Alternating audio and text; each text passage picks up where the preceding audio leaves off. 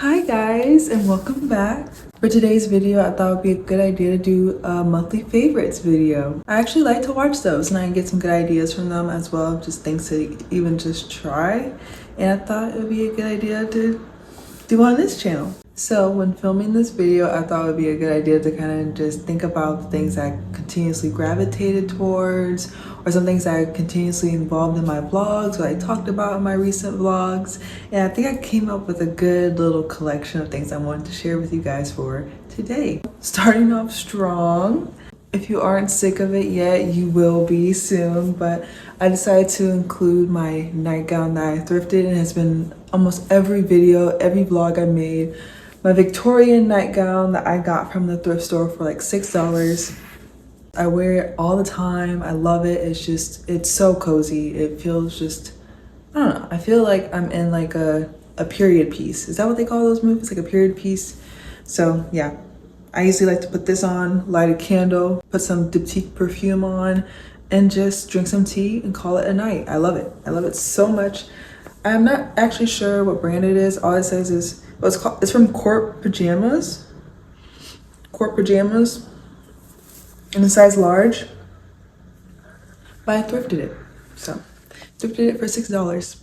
I also have another similar Victorian nightgown that's really nice as well. That one does get wrinkled really easily, I noticed. So I don't wear it as much, or I don't film with it as much because it's not like, I don't want to iron it all the time so it looks presentable on camera. So I usually just wear it wrinkled and I wear it around the house or the apartment. But it's also a nice one I got for $6 as well that I thrifted. But I'm definitely in my nightgown era. If you're new here, I've kind of slowly made this channel into like a reading channel. Like, you know, I don't know how that really happened. I just got really into reading recently in the last year, and I made it a goal for this year to read 50 books. So far, I've read about 9 or 10. I'm actually behind schedule. I've been like in a reading slump. I'm still reading right now, but I've been in a reading slump. I'm trying to get to 50 by the end of the year.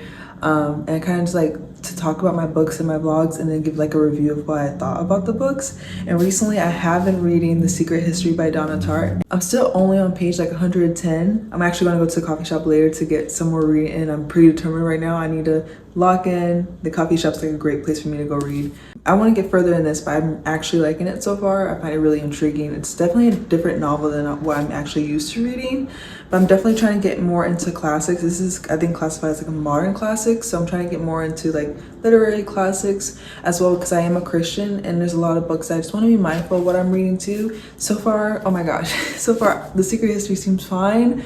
I'm not even halfway in, but it seems fine. I didn't see anything online about anything crazy in it yet, but basically as a Christian reader, I'm trying to find novels that are interesting without like being too like extreme down like the rabbit holes of things I'm trying to like steer away from. I don't read romance novels with like spicy scenes, as people call them, smut. I don't read books like that.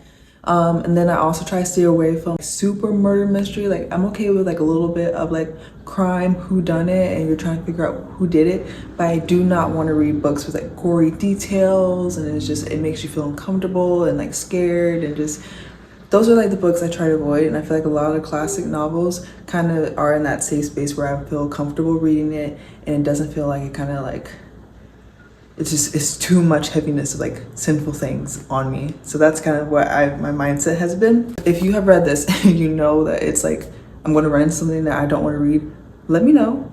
Don't let me go down this rabbit hole by myself. So yeah, that's how my reading journey is going so far. And then I also finished Jane Eyre in February, but this is the retelling of it. It's not the actual original written work. I still have yet to read the original written work. For some reason, I haven't been able to find it at the used bookstore and at Barnes & Noble. It's the ones I've seen at Barnes & Noble have been expensive. The only Bronte novel that wasn't very expensive was Wuthering Heights from Barnes & Noble, and I got that for I think $9. So I got that one on my bookshelf here somewhere down there.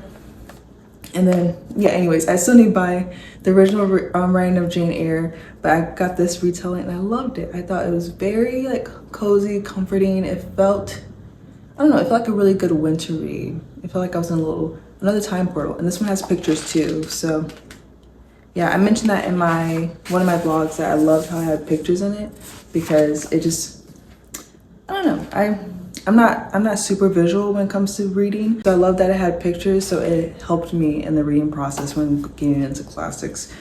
So yeah, these are some of my favorites so far for February. And then if you're not new here, you're probably really tired of hearing me talk about this, but it had to be in this video because I wear it all the time.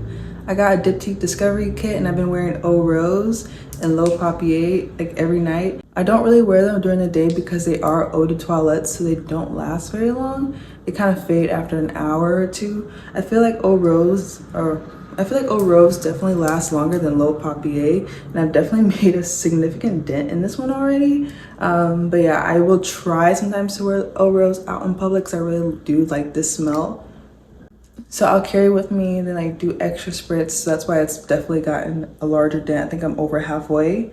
And then L'Eau Papier, I kind of just stick with at night because I like the scent, but I feel like it's not a scent that everyone will like. I like it, but I think it will offend some people. It's what I would classify as like a mysterious scent is the only way I can describe it. It's definitely like a rice, starchy, musky scent, but I like it. And then with the Diptyque set, I did get these matches that I've actually just, it's so random, but I kind of like how like the ritual of lighting a candle with like an actual match rather than like a lighter. I have like this like the long neck lighters and they're more efficient for sure, but this one just feels like very romantic when I like light a match and have a candle on with my Victorian nightgown. It just feels very like romantic and chic. So I've been liking my little box of matches that I use whenever I light my candles. Okay, and this is random. A little random, but very much needed. So this actually was Mucho's at first, but he didn't like them. So I started using them, and these little probiotic gummies are amazing. I feel like these are the only ones that actually help me with like my digestion. TMI maybe, but I feel like this is like the only thing that actually helps and it makes me feel so much better. I feel like I don't have tummy problems anymore. I used to have them all the time because I'm an IBS girly as well. I have a laundry list of disorders and disabilities. Anyways, this helps manage at least one of the many problems that I do experience.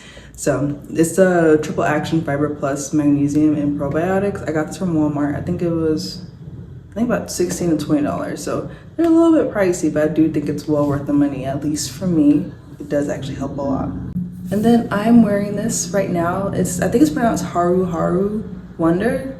It's a Korean skincare brand, and it's their sunscreen that I wear every day. I'm wearing it right now, and I've been wearing it for about 2 to 3 weeks so far. I'm about halfway, so I guess you could say it's kind of like a small packaging, but it works really well. I really enjoyed this. I love how it looks and sits on my skin. It's not oily, it's not splotchy, it doesn't leave a white cast. It's really, really great actually. And I don't know what it looks like with makeup because I usually only do my eyebrows and like a lip tint and lip gloss every day.